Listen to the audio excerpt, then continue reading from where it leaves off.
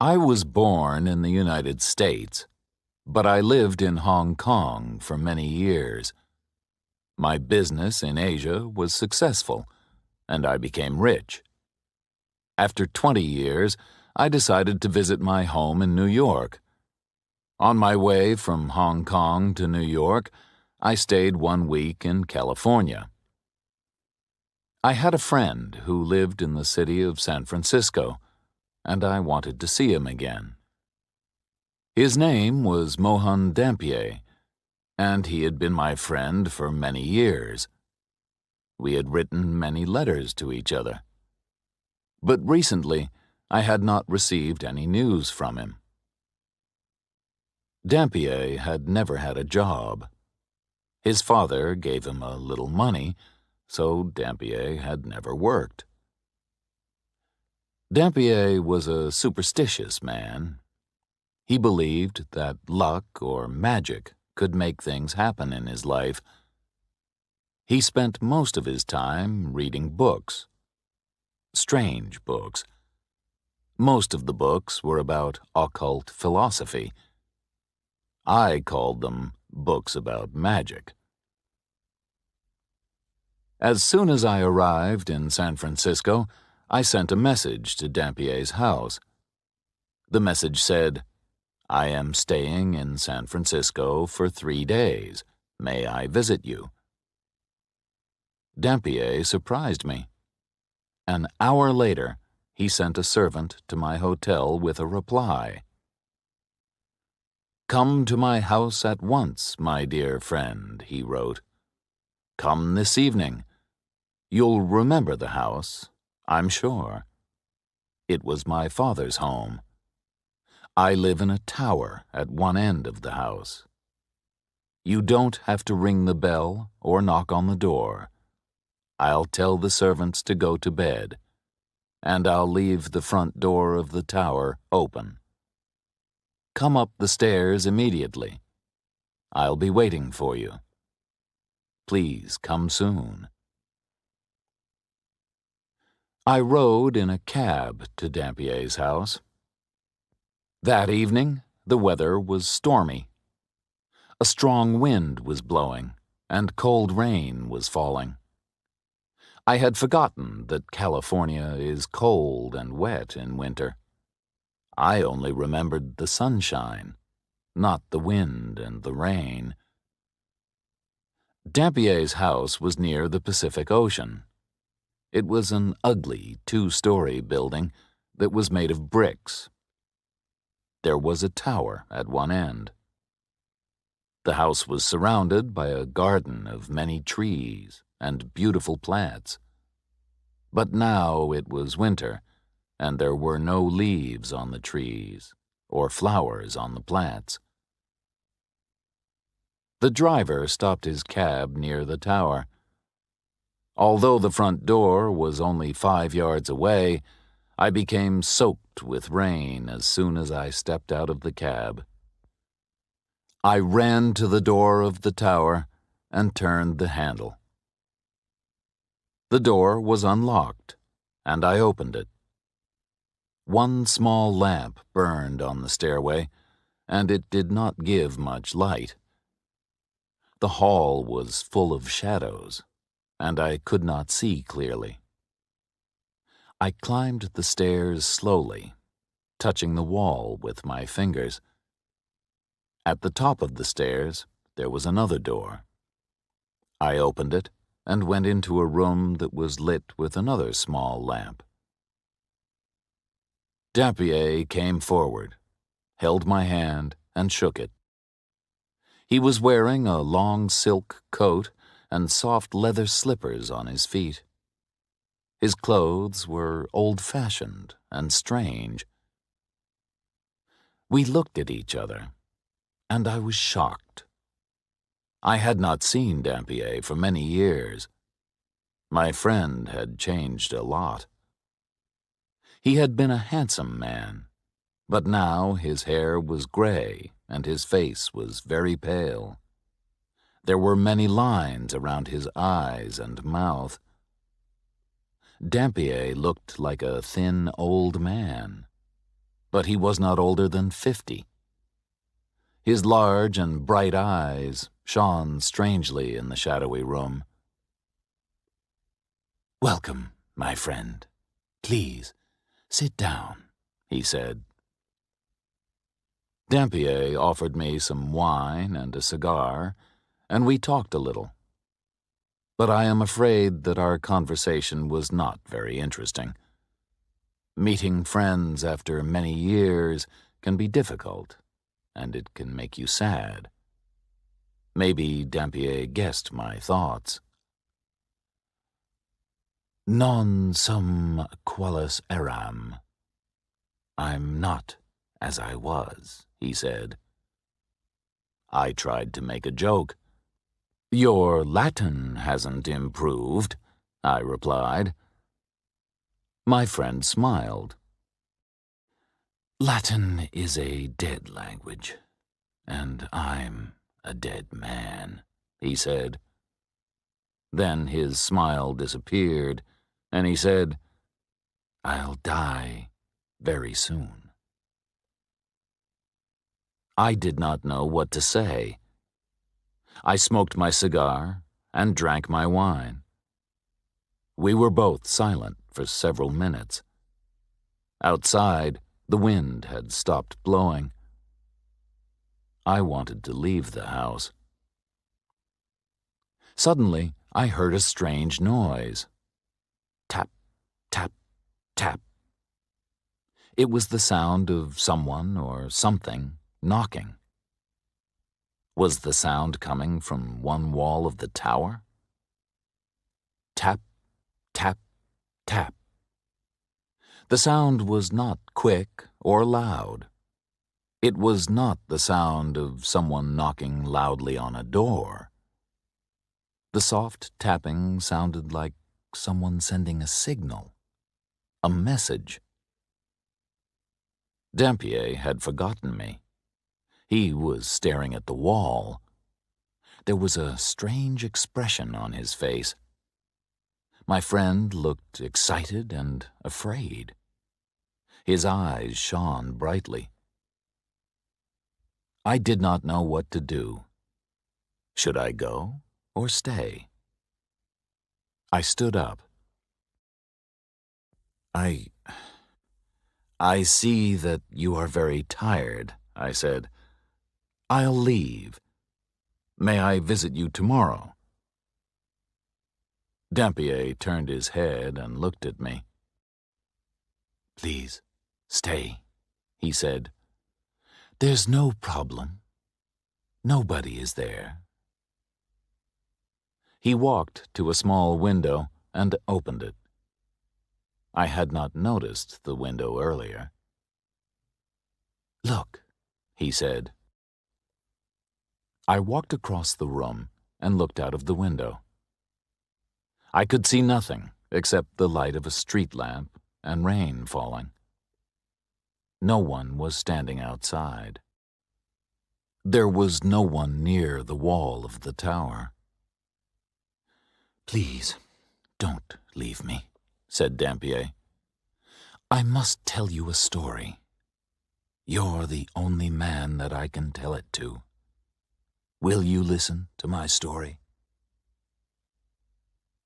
I wanted to go back to my hotel. Dampier, his house, and the strange noise made me feel uncomfortable. I think that I am a sensible and intelligent man, but I felt unhappy and frightened in that old tower room. However, I did not want to upset my old friend. "Very well," I said. "I'll stay and listen." Dampier poured me another drink and offered me another cigar.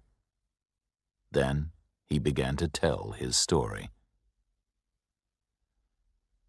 "I didn't move into this house until my father died," Dampier said. "That was 10 years ago, when I was about 40 years old. When my father died, I got his business, his property, and his money. Before his death, I lived in a large apartment building on Rincon Hill, said Dampier. Maybe you know that area of San Francisco. Rincon Hill was a fashionable area 50 years ago, but now it is run down and neglected. The owner of the apartment building rented out many of its small rooms. The walls of the rooms were thin. You could almost put your hand through them. I was lucky, Dampier went on. The rent was cheap, and I had a large room in the building. No one visited me, and no one disturbed me. I could study my books quietly. I lived happily on Rincon Hill. One morning, as I was leaving the apartment, I saw a young girl, Dampier continued. It was a warm day in June. She was wearing a white dress and a straw hat. There were brightly colored flowers and ribbons around the brim of the hat. Then I saw the girl's face. It's difficult to find words to describe it. Her face was strange and beautiful. I had never seen such a beautiful face before. Without thinking, I lifted my hat and bowed. She looked at me with shining brown eyes, but she didn't speak. I knew that she was pleased to see me, but she didn't smile. She went into the house and shut the door. I stood and stared at the closed door. Would I see her again? Should I speak to her? Would she speak to me? Maybe you think that these are the thoughts of a much younger man, said Dampier. And maybe you're right. But these feelings were new to me. I'd never been in love before. I'd spent too many years with books and too little time with people. Now I believe that you're my only friend. Soon, none of this will matter. I don't feel foolish when I talk to you. Dampier stopped speaking for a few moments. Then he went on with his story. The next day, I waited in my apartment. For many hours, I stared out of the window. I watched the street, but the girl didn't come out of the building. I didn't know her name, so I couldn't ask anyone about her. That night, I couldn't sleep. The next morning, I sat by the window again and waited. Then, suddenly, she came out of the apartment building, and I went out too. But when I reached the street, she had disappeared. I didn't see where she had gone, so I walked around the neighborhood. At last, I saw her in a narrow street. We smiled at each other. She recognized me. I'm sure of that. From that time, I often went out when the girl went out. She always wore the straw hat with the brightly colored flowers and ribbons on its brim. I didn't follow her. I simply walked around the neighborhood and hoped to see her again. At last, I went to the landlady of the apartment. "Who is the girl with the pretty face and the straw hat?" I asked her. "She's my niece, sir," the landlady replied. "She's a servant in this house. She lives here because her parents are dead. She works for me. She cooks and cleans the building. I also send her to buy our food. She lives at the top of the house. Her room is next to yours. but at the top of the other staircase. Oh, my friend, I wish that I'd never heard that piece of information, Dampier said to me. The girl's room was next to mine. She was on the other side of the thin wall. At night, I put my hand on the wall, and I thought of her. Was her bed by the wall? Was she sleeping only a few inches from my hand? I couldn't study because of the girl, said Dampier. My mind wasn't clear. I only thought about the girl. I couldn't study my books about the occult. I'd never wanted to marry, Dampier went on. I'd never wanted a wife and children. I was only interested in learning. And I could never marry a poor, uneducated servant girl. My father would never have given his permission. All my money came from my father. If he had stopped giving me money, well... What happened next? I asked. My friend looked at me sadly. I stopped waiting for her, and I stopped watching her. I only studied. I spent all my time reading my books. But one hot night, I couldn't sleep. Thoughts were racing around and around in my mind. I thought again and again about the beautiful girl. I wanted to be with her. She was only on the other side of the wall. I tapped on the wall. I tapped very gently 3 times. Tap, tap, tap. I tapped again. Tap, tap, tap.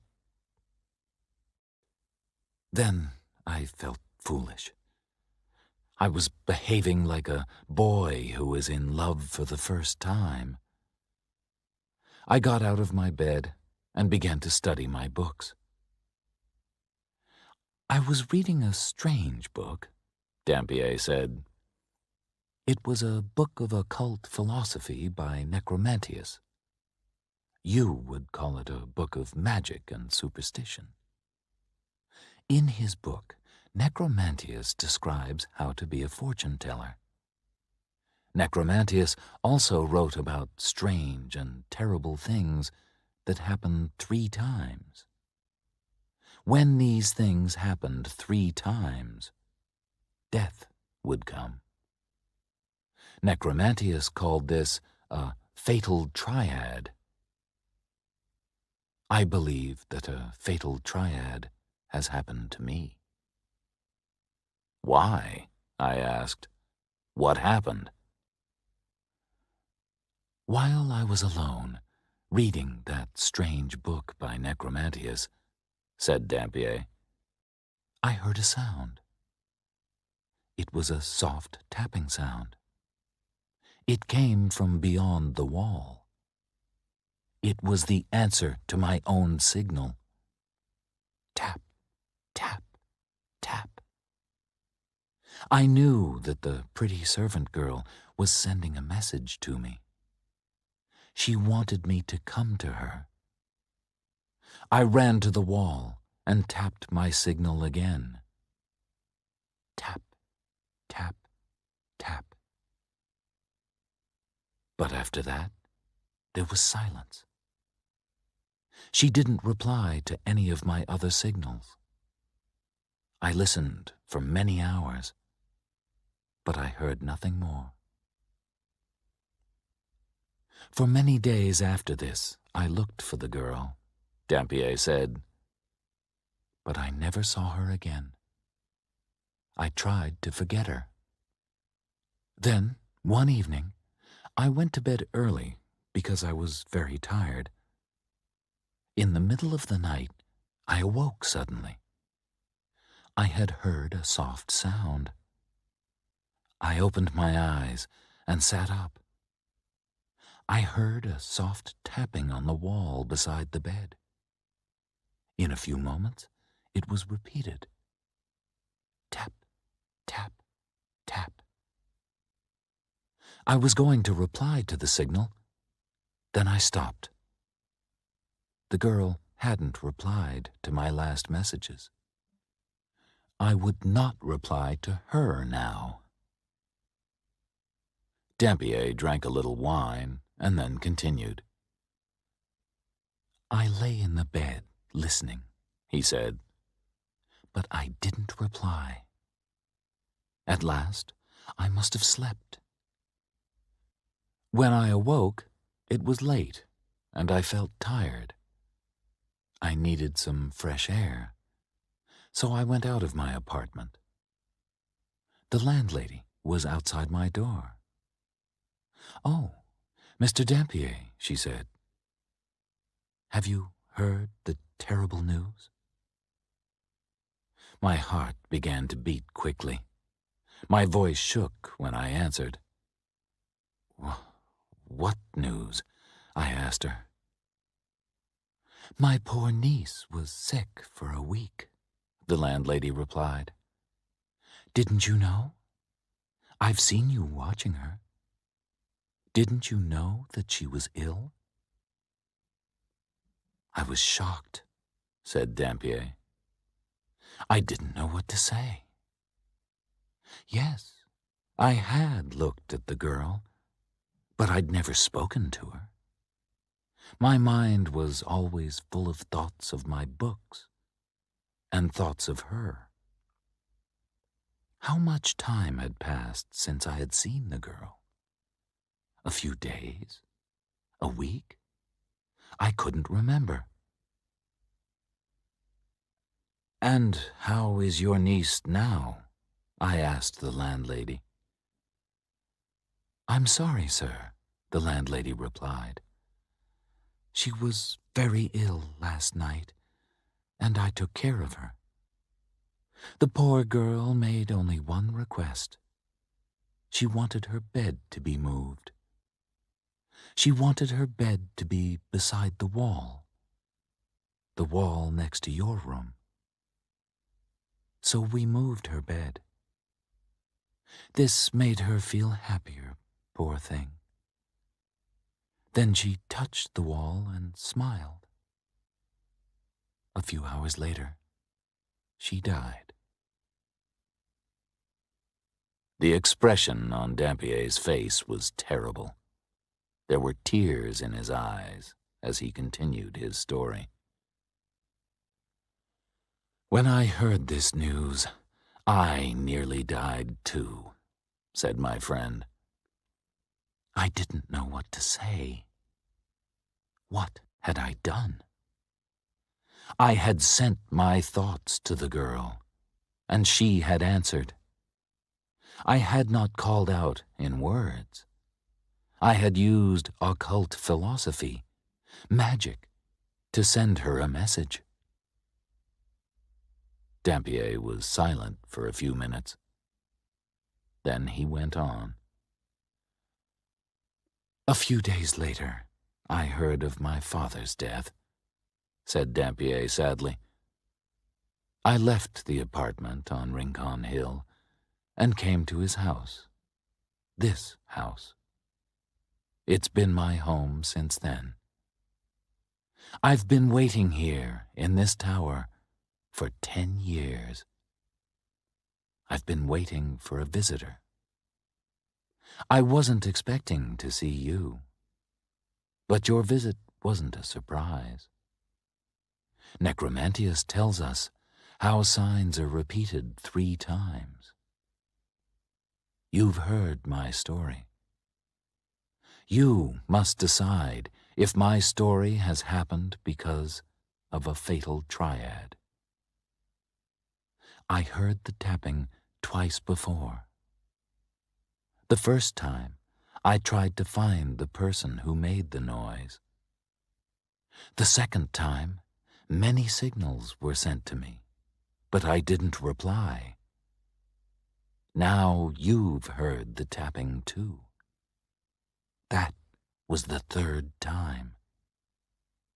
The fatal triad is complete. I stood up and shook Dampier's hand. My friend knew that I understood his sadness and pain. He pressed my hand with his fingers and smiled. I said good night. There was nothing more to say. The next morning, a servant came from Dampier's house. He brought a sad message for me. My friend, Mohan Dampier, had died in the night.